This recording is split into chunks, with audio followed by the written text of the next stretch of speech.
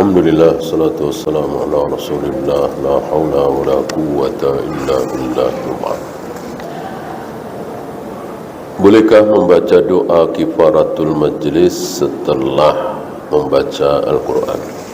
Ini pemahaman dari hadis ya, bahwa Nabi setiap kali melakukan sebuah kebaikan, beliau akhiri dengan doa kifaratul majlis. Butuh dalil yang sharih ya. Ini jelasnya sahih tapi belum sharih. Butuh dalil yang sharih.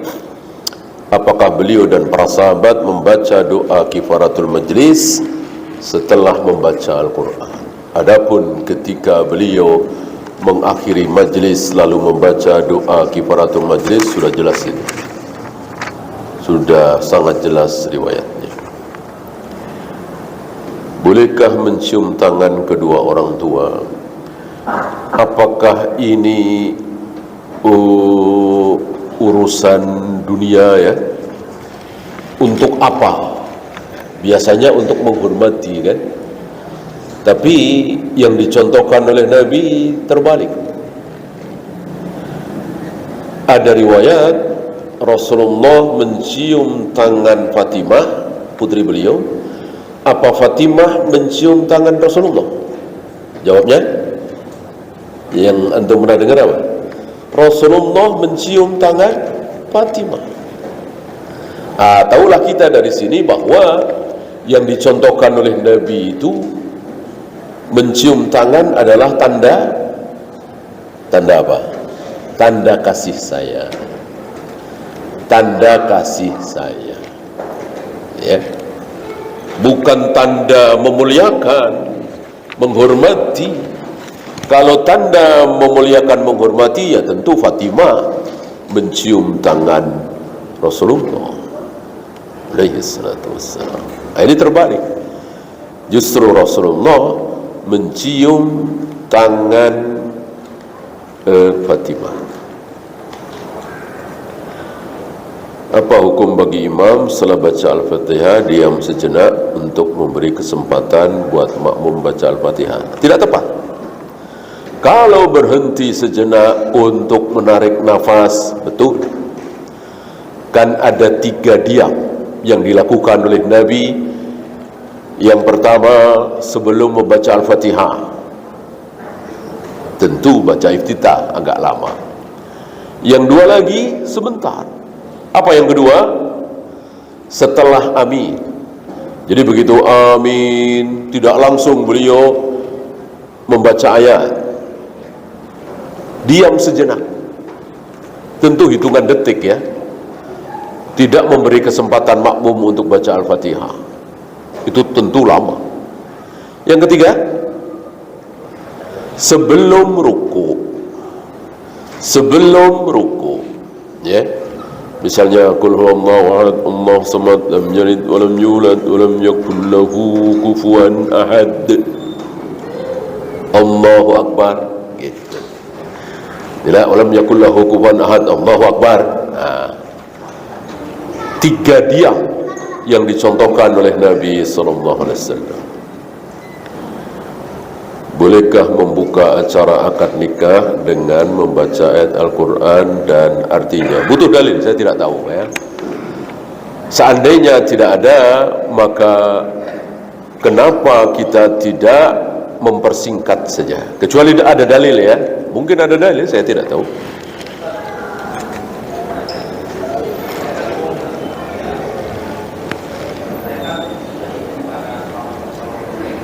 Istri kenapa?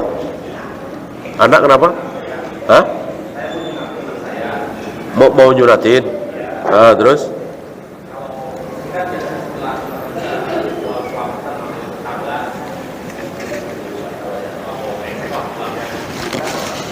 Yang baca-baca doa, jangan.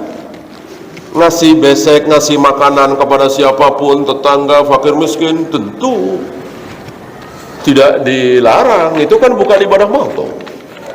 Itu ibadah ghairu mahdoh. Bagus. Jangan lupakan yang fakir, yang miskin, yang jarang makan enak gitu. Jangan kita prioritaskan teman-teman kita yang sudah sering makan enak gitu. Adapun baca ini, baca itu, tasbih, tahlil, jangan. Itu kan jatuhnya ibadah mahdoh.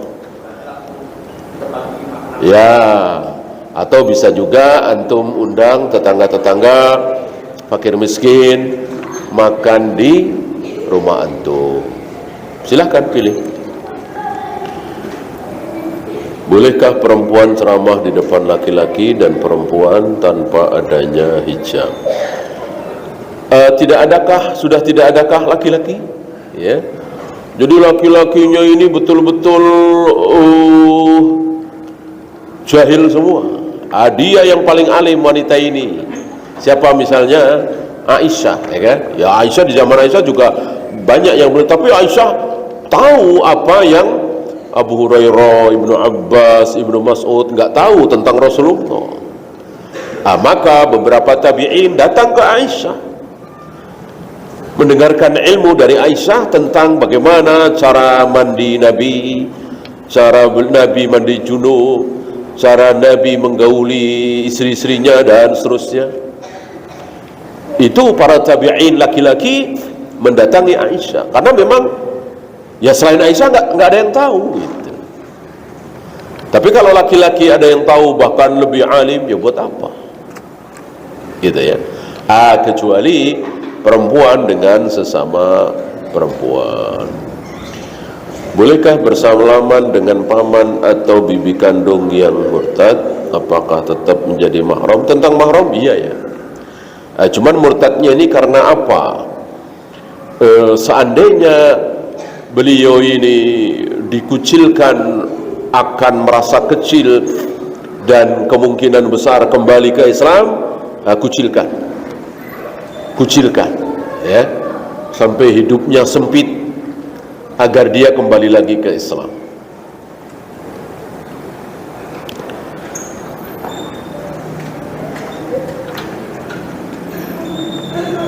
Bolehkah membayar fidyah dengan beras 1 liter dari sehari puasa yang ditinggalkan? Yang terbaik kita contoh Anas bin Malik ya.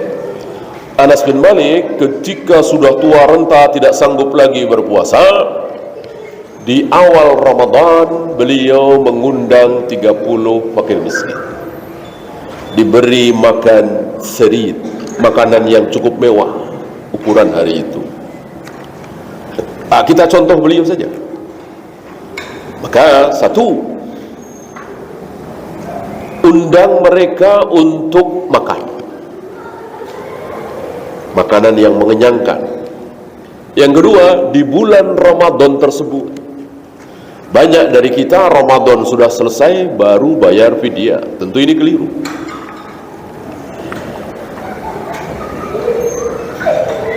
Apakah pelaku bom bunuh diri termasuk mati kafir? Kita serahkan kepada Allah. Kita serahkan kepada Allah. Mungkin telah keluar dari Islam, mungkin belum. Hanya Allah yang tahu. Berdosakah jika kita membunuh ular yang masuk ke dalam rumah? Masuk rumah atau tidak, membunuh ular adalah sunnah. Nabi yang menyuruh kan? Ular, cicak, apalagi kalajengking, anjing hitam, ini sunnah kita bunuh berdasarkan perintah Nabi SAW.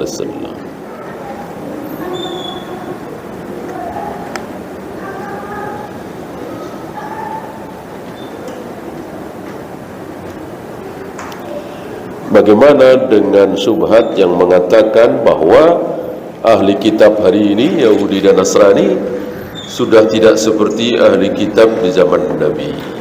Saya nanya, Nasrani di zaman Nabi sudah menyembah Nabi Isa apa belum? Sudah. Ayat Al-Quran yang menjadi saksi. Sudah. Yahudi di zaman Nabi sudah mengatakan Uzair anak Allah apa belum? Sudah. Jadi Yahudi dan Nasrani di zaman Nabi sudah sesat, sudah kafir. Justru Islam datang, Allah mengutus Nabi Muhammad SAW Karena ajaran sebelumnya sudah rusak. Ajaran Nabi Isa sudah dirusak oleh mereka. Maka beliau diutus untuk mengembalikan ke ajaran Nabi Isa yang benar, menyembah Allah satu-satunya. Ya. Maka mengatakan ahli kitab hari ini tidak boleh dinikahi, yang boleh ahli kitab di zaman Nabi, jelas ini keliru, sangat keliru. Ahli kitab di zaman Nabi dengan ahli kitab hari ini sama-sama kafir. Ya. Bolehkah dinikahi? Ya tadi sudah jelas. Ya. Wallah. Ya.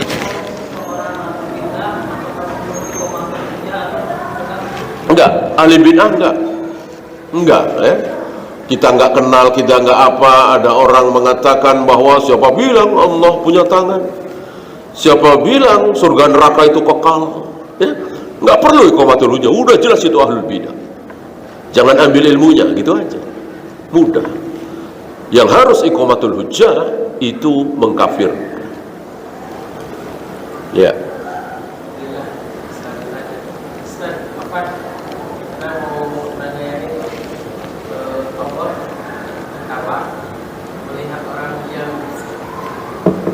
Bunuh-bunuhan.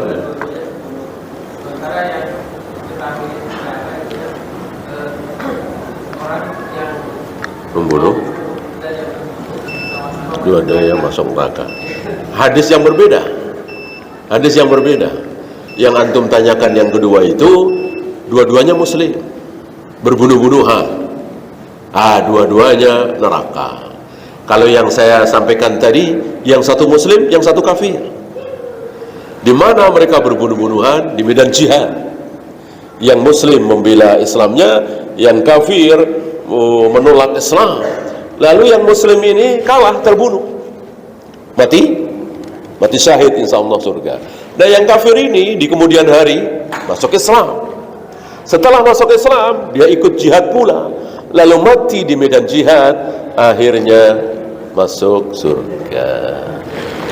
Ya, itu saja. Subhanallahumma bihamdika asyhadu an la ilaha illa anta astaghfiruka wa atubu ilaik.